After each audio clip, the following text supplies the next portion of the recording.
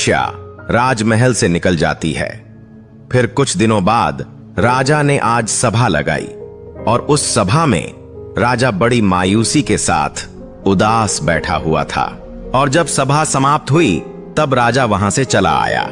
वह यही सोच रहा था कि अब तो मेरे जीवन में अंधेरा ही अंधेरा छा गया है। और वह कहता है कि मेरी सबसे कीमती चीज, मेरी जिंदगी मुझे छोड़ करके चली गई है। अब मैं उसके बिना कैसे रह सकता हूं। दोस्तों, राजा अब ना तो कुछ खाता था और ना पीता था। वह रात भर अपने बिस्तर पर पड़े होकर चंद्रमुखी के बारे में सोचा करता था। उसको रात भर नींद नहीं आती थी। इसी तरह धीरे धीरे समय बीतता जा रहा था। अब उस राजा को अपने आप को संभाला नहीं जा रहा था और एक दिन वह अपने घोड़े पर बैठकर उसी जंगल की तरफ चल देता है जहां पर वह वैश्या रहा करती थी। राजा जब उस वैश्या की कुटिया के पास पहुंचता है और उस वैश्या के सामने जाकर राजा कहता है, आप हमारी पत्नी हैं। अपनी शर्त के अनुसार आप हमको छोड़ करके चली आई हैं, लेकिन मुझे आपकी बहुत याद आती है। राजा कहता है कि आप मेरे साथ राजमहल में चलिए, क्योंकि मैं आपसे बहुत अधिक प्रेम करता हूं।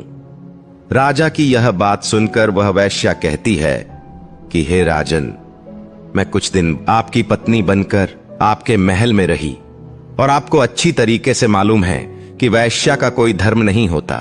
वैश्या न जाने कितने लोगों को अपना पति बनाती है।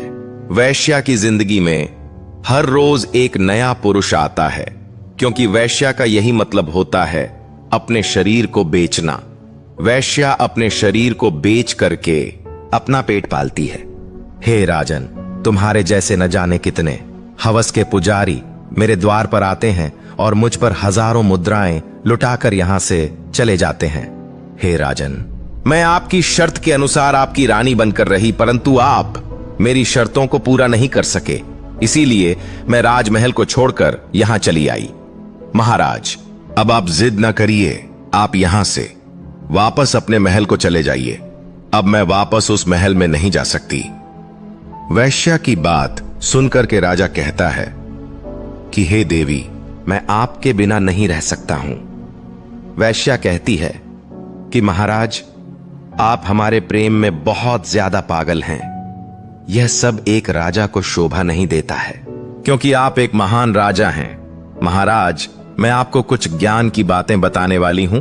यह बात आप पूरे ध्यान से सुनिए। इसके बाद वह कहती है कि महाराज, यह 3 बातें आप अपने जीवन में उतार लेना। सबसे पहली बात है कि यह राजा को शोभा नहीं देता कि वैश्या से प्रेम करे और उसे अपनी पत्नी बनाए, क्योंकि वह राजा होता है और एक राजा किसी वैश्या के प्रेम में पागल हो जाए, उसे यह शोभा नहीं देता है। वैश्या तो अपने जीवन में पता नहीं कितने पाप कर देती है। वह न जाने कितने पुरुषों की हवस का शिकार बनती है। इसीलिए महाराज, आप हमारे प्रेम में अंधे ना बनो। वैश्या आगे कहती है कि महाराज, मेरी दूसरी बात यह है कि मैं एक वैश्या हूं। मेरा कोई धर्म नहीं है, लेकिन समाज की स्त्रियों का एक धर्म होता है, एक रीति रिवाज होता है। उन स्त्रियों के साथ आप विवाह करके धर्म का पालन कर सकते हैं। हे राजन, हमारे पौराणिक शास्त्र वेद कहते हैं कि जो समाज की स्त्रियां होती हैं, उनका धर्म होता है कि वह अपने पति के साथ में रहे, अपने पति की सेवा करें और उसे परमेश्वर मानकर उनकी हर बातों का पालन करें। समाज की स्त्रियों के लिए सबसे बड़ा देवता उनका पति होता है। हे राजन, उन स्त्रियों का पति चाहे निर्बल हो या धनहीन, उनके लिए पति ही सबसे बड़ा भगवान होता है। ऐसी स्त्रियां अपने पति को किसी भी हालत में छोड़कर नहीं जा सकती और उन समाज की स्त्रियों का यही कर्तव्य होता है कि वह अपने पति की सेवा करें।